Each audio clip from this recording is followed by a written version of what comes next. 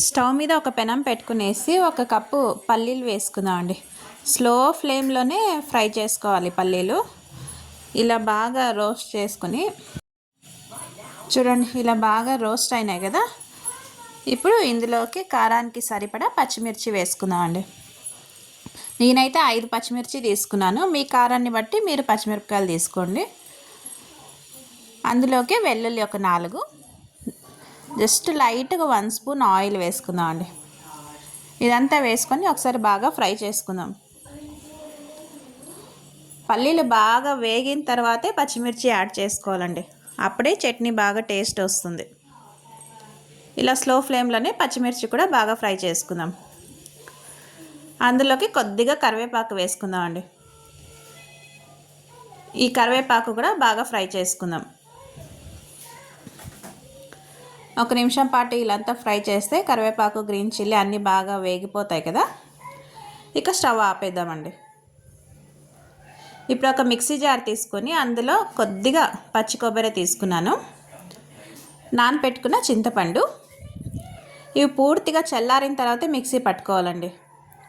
శనక్కాయలు, పచ్చిమిర్చి వేస్తున్నాను. రుచికి సరిపడా సాల్ట్ వేసుకొని వాటర్ వేసుకుంటూ మెత్తగా పేస్ట్ లాగా చేసుకుందామండి చట్నీ. చూడండి, బాగా మెత్తగా అయిపోయింది కదా. ఇప్పుడు పోపు పెట్టుకుందాం.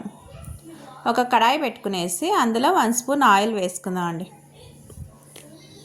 ఆయిల్ వేడెక్కిన తర్వాత ఆవాలు, జీలకర్ర, అలాగే ఎండుమిరపకాయ, కొద్దిగా కరివేపాకు అండి.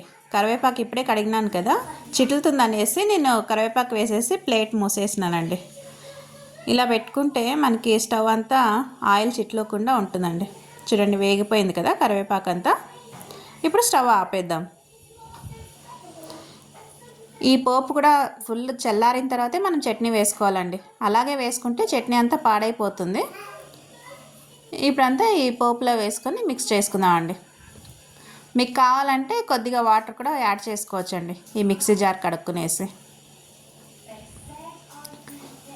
చాలా బాగుంటుందండి. ఇలా ఒకసారి ట్రై చేయండి పల్లీ చట్నీ.